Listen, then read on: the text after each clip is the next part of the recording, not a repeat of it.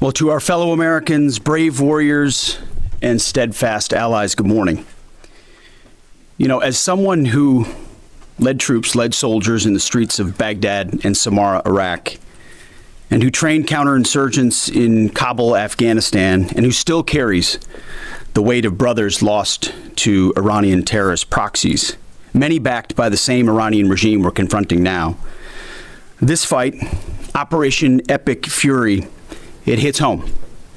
Our generation understands this fight. For 47 years, these barbaric savages in the Iranian regime have murdered our brothers in arms, my guys, your guys, our guys. Through their terrorist proxies and cowardly attacks, now they race toward a nuclear bomb to hold the world hostage. The Iranians have targeted and killed thousands of my American brothers. That race to a nuclear bomb, President Trump will never allow it. Not now, not ever, not on our watch. The mullahs are desperate and scrambling. Like the terrorist cowards they are, they fire missiles from schools and hospitals, deliberately targeting innocents, because they know their military is being systematically degraded and annihilated. Iran's neighbors, and in some cases, former allies in the Gulf, they've abandoned them. And their proxies, Hezbollah, the Houthis, and Hamas, either broken, ineffective, or on the sidelines. Iran stands alone, and they are badly losing. On day 10 of Operation Epic Fury, we are winning with an overwhelming and unrelenting focus on our objectives, which are the same as the day I gave my first briefing here on Operation Epic Fury. They're straightforward, and we are executing them with ruthless precision. One, destroy their missile stockpiles, their missile launchers, and their defense industrial base. Missiles and their ability to make them. Two, destroy their navy. And three, permanently deny Iran nuclear weapons forever. It's a laser-focused, maximum authority mission delivered with overwhelming and unrelenting precision. No hesitation, no half measures. As President Trump declared yesterday, we're crushing the enemy in an overwhelming display of technical skill and military force. We will not relent until the enemy is totally and decisively defeated. But we do so on our timeline and at our choosing. For example, today will be yet again our most intense day of strikes inside Iran. The most fighters, the most bombers, the most strikes, intelligence more refined and better than ever. So that's on one hand. On the other hand, the last 24 hours have seen Iran fire the lowest number of missiles they've been capable of firing yet. Just the bifurcation, just the trend lines that we talked about on our first briefing. You see, this is not 2003. This is not endless nation building under those types of quagmires we saw under Bush or Obama. It's not even close. Our generation of soldier will not let that happen again, and nor will this president, who very clearly ran against those kinds of never-ending, nebulously scoped missions. Those days are dead. Instead, we're winning decisively with brutal efficiency, total air dominance, and an unbreakable will to accomplish the president's objectives on our timeline. We stay locked on the target because here at the Department of War, that's our job. Now, the chairman and I, having just returned from Dover last night, our troops and their families and the enormous sacrifice that they make is certainly heavy on my mind. So I'll close with scripture, drawing strength from Psalm 144. Blessed be the Lord, my rock, who trains my hands for war and my fingers for battle. He is my loving God and my fortress, my stronghold and my deliverer, my shield in whom I take refuge. May the Lord grant unyielding strength and refuge to our warriors, unbreakable protection to them and our homeland, and total victory over those who seek to harm them.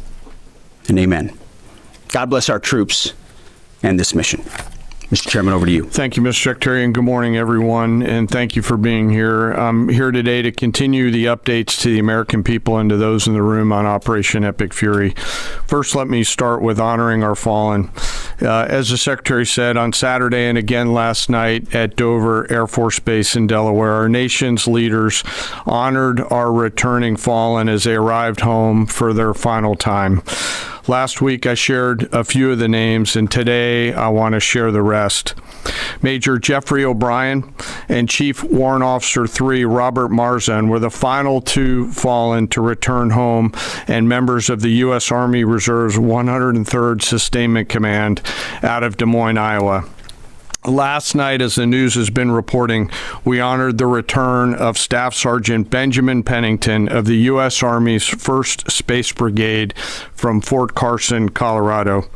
When I met Ben's family last night, his mom, his dad, and his sister, they showed me a drawing that Ben had made when he was in kindergarten. It was clear all the way back then that Ben wanted to do one thing in his life, and he wanted to serve his country and be a soldier. And to the Penningtons, just know how Ben was absolutely a great one. And finally, Major Sorfleet Davies, who returned home this weekend after sadly passing away from a medical condition while on duty in Kuwait. We welcome him home as well and mourn with his family. To the families and the families of all of our fallen, we share in your profound grief. The Joint Force remains eternally grateful for your sacrifice and the gift of a great example that your service members have given all of us. I want you to know that their names will never be forgotten, and you and your family are part of our Joint Force family forever. Let me talk a little bit about the progress thus far, acknowledging that Admiral Cooper will likely continue to give updates from CENTCOM. As the Secretary said, we're in the 10th, moving into the 11th day of Operation Epic Fury.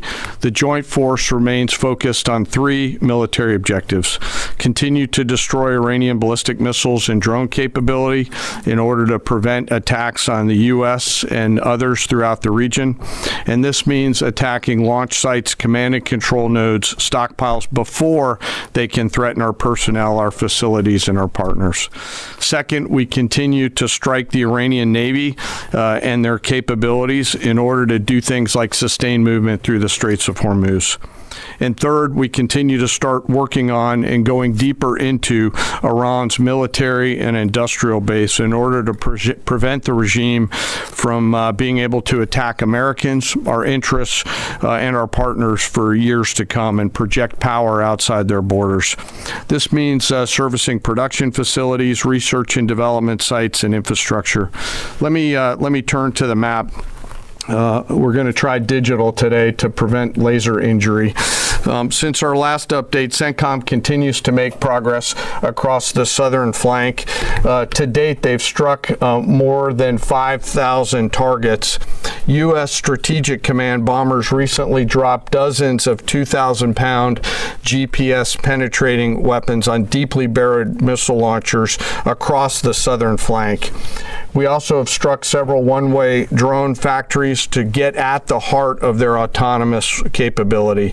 And of course, alongside our regional partners along the southern flank, continue to execute intercepts against one-way attack drones using fighters and attack helicopters.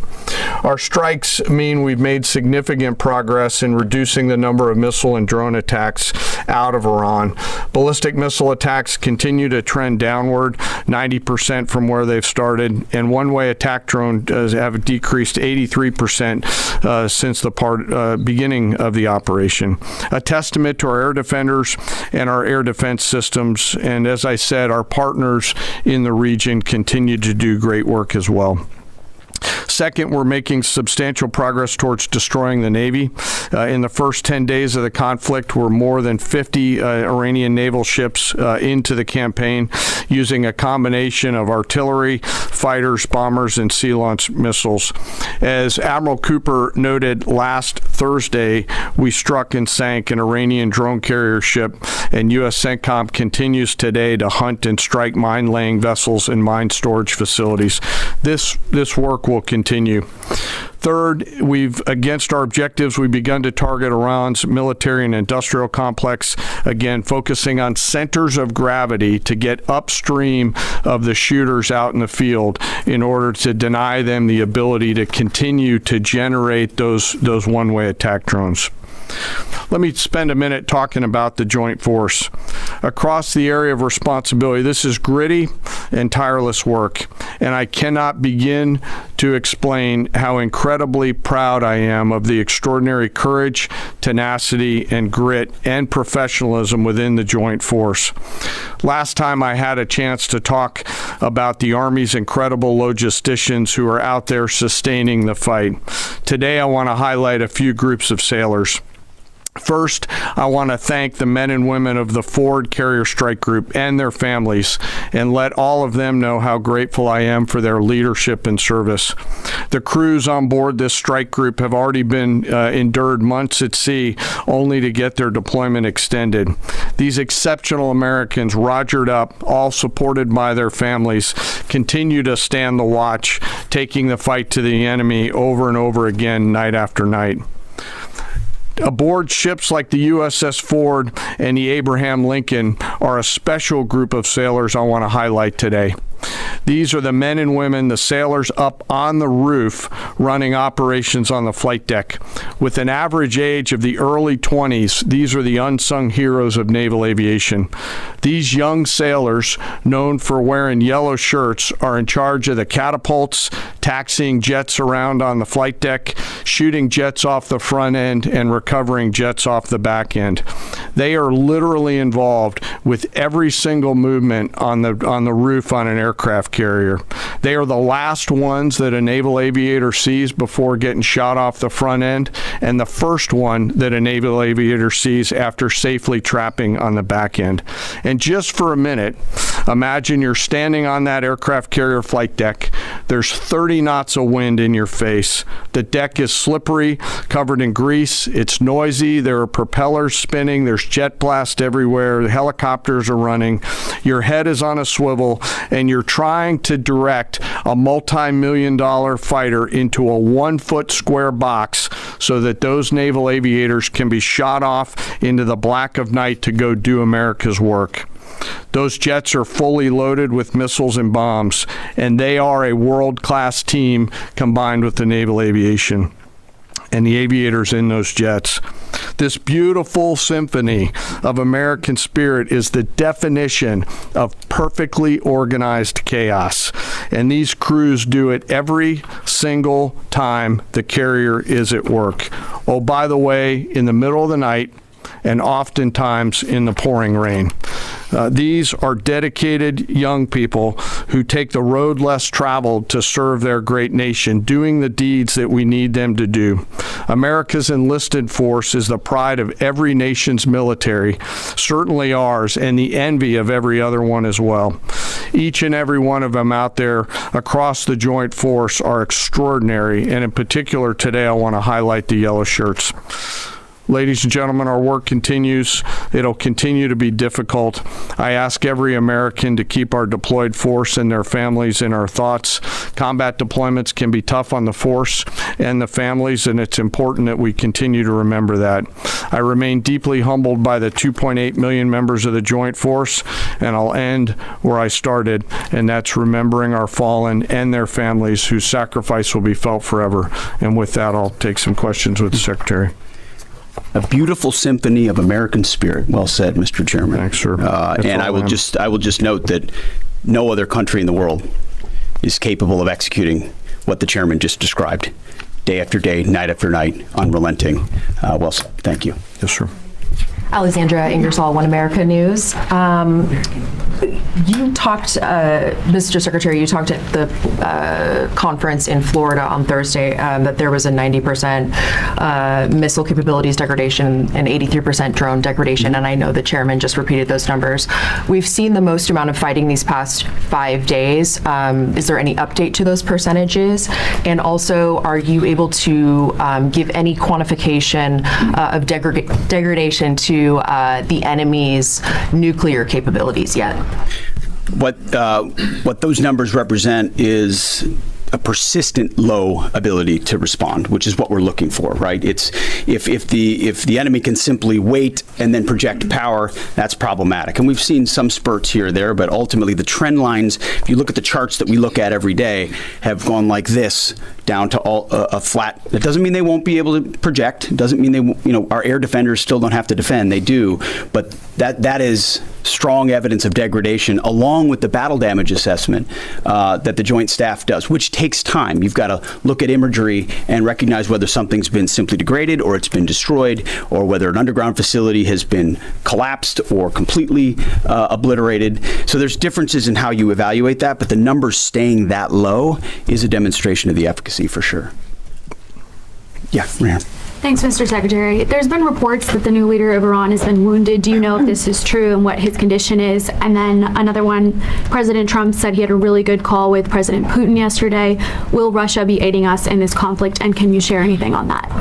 Well, the president, as I've said before, maintains strong relationships with world leaders, which creates opportunities and options for us in very dynamic ways. So the president said it was a good call. I was not on it, but those that were said it was a strong call, reaffirming hopefully the opportunity for some peace in Russia, Ukraine, and also a recognition that as it pertains to this conflict, they should not be involved. The first question was? On the new leader of Iran, there's reports that he's been wounded. Oh, the new leader of Iran. He would be wise to heed the words of our president, which is to not pursue nuclear weapons and come out and state as such. As far as his status, that's not something I can comment on right now. Yeah, right here. Great. Mr. Secretary, Eric Schmidt with the New York Times. A question for you first. Last week you talked about this being the beginnings of an air campaign that could last 3 to 8 weeks. Can you give us your assessment on where we are now? And Mr. Chairman, in any conflict, the enemy or the adversary adapts to the tactics it faces. Can you talk about the most challenging adaptation the Iranian military has made to the U.S. military? What challenges are you facing most right now? Thank you. I appreciate the question. Where we are is in a very strong place, giving the President of the United States maximum options. And from the beginning, from this podium, we haven't stated how long it will take. Our will is endless. Ultimately, the President gets to determine the end state of those objectives, right? But what he's said continually, and I want the American people to understand, is this is not endless, it's not protracted, we're not allowing mission creep. The president has set a very specific mission to accomplish, and our job is to unrelentingly deliver that. Now, he gets to control the throttle. He's the one deciding, he's the one elected on behalf of the American people when we're achieving those particular objectives. And so it's not for me to posit whether it's the beginning, the middle, or the end. That's his, and he'll continue to communicate that. What we serve him as is we give him updates on a daily basis of exactly where we are so he can make that determination on the throttle. Mr. Chairman. Thank you for the question on adaptation. As you're right, no plan survives first contact with the enemy or Murphy. They're adapting, as are we. Of course, we have very entrepreneurial warfighters out there. I'd rather not, for operational security reasons, tell them what's working.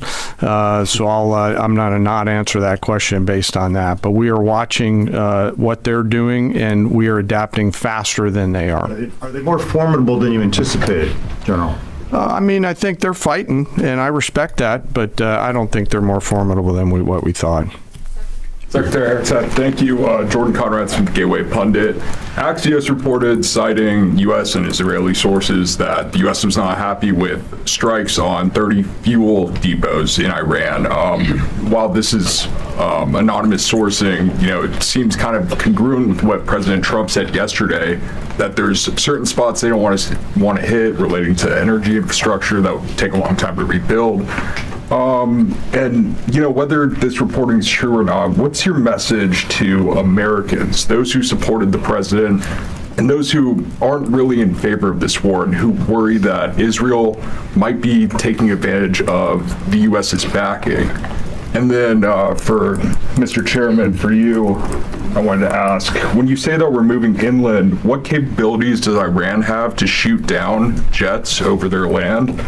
And would that trigger some kind of rescue operation that could risk a bigger ground operation? Well, I would just state by saying Israel's been a really strong partner in this effort. Where they have different objectives, they've pursued them. Ultimately, we've stayed focused on ours. But what Iran has felt is the power of the world's two most powerful air forces. In that particular case, those weren't our strikes or that objective, or that wasn't necessarily our objective. But the president has made it clear to those concerns that we're not getting pulled in any direction. We're leading. The president is leading. He's determining where we want to go, what the outcome will be, what the end state is, with a very keen eye. And I understand those concerns because I've heard from a lot of people who I went through 20 years of those wars myself, worried about getting dragged in, worried about mission creep, worried about nation building or democracy expansion. That's never the perspective the president has pursued on this.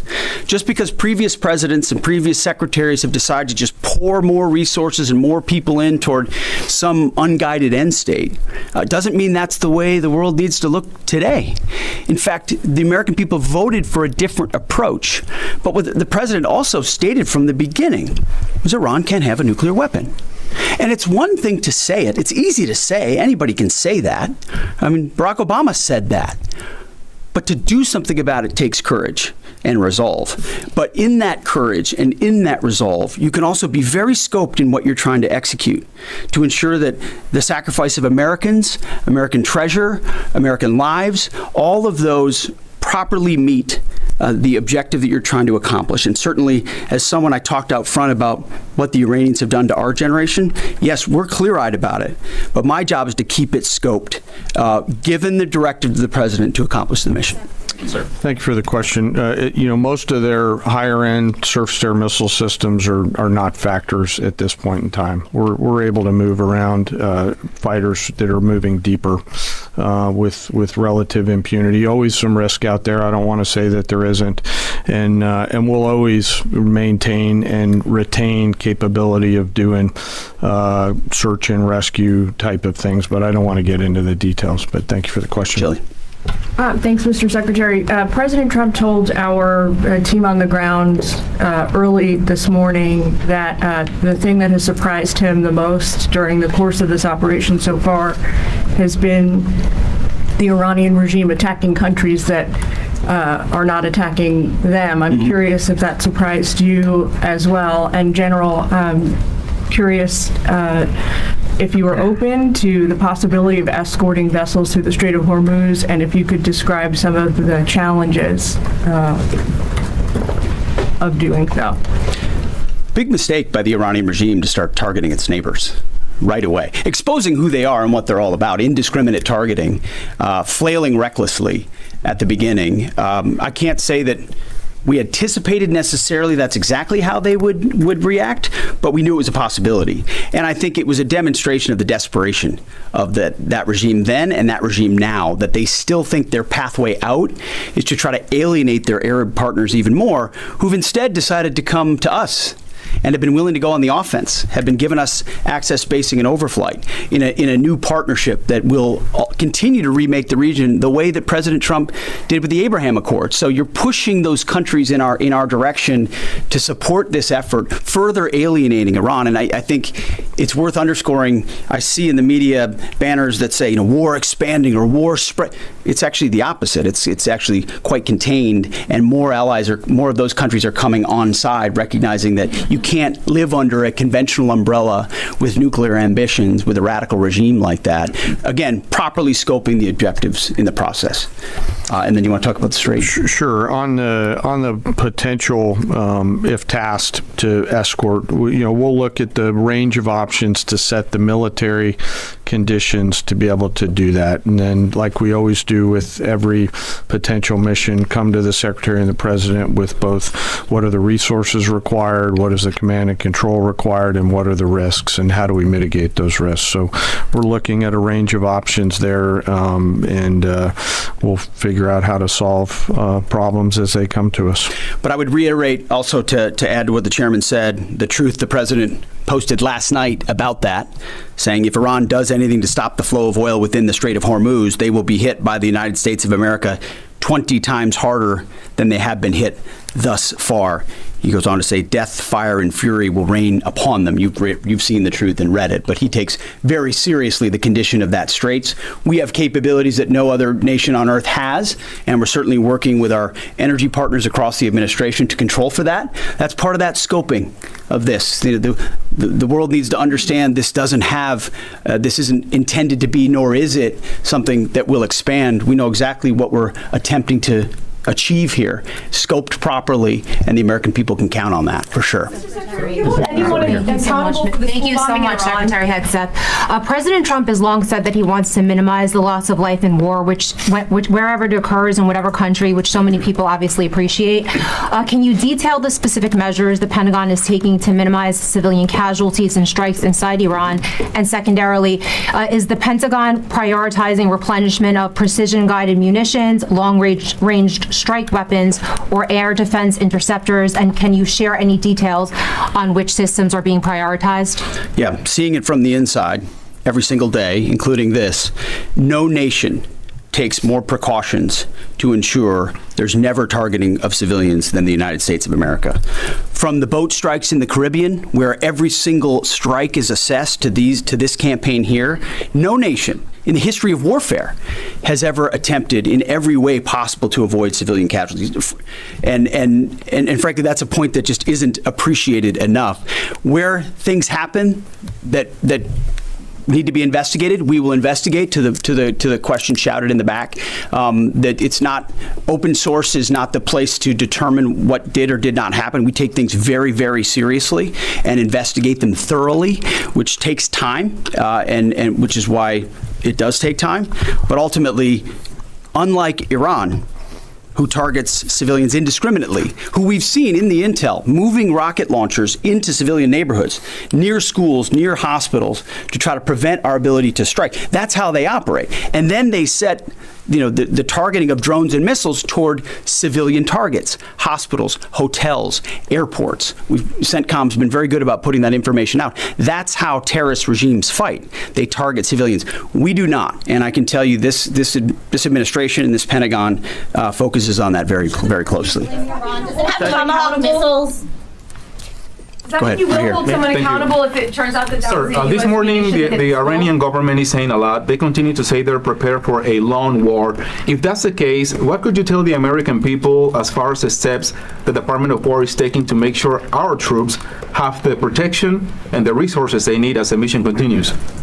I think there's one thing I can sleep quietly at night knowing is that we're giving every resource humanly possible to our troops on the front lines to ensure they're protected. In fact, as I said in that first press briefing, even before we set the offense, we set the defense. We made sure we had the ability to defend, and then we moved as many Americans off the bases and into other places as possible. So as this progresses, the chairman, or the question was asked of the chairman about how the enemy adapts.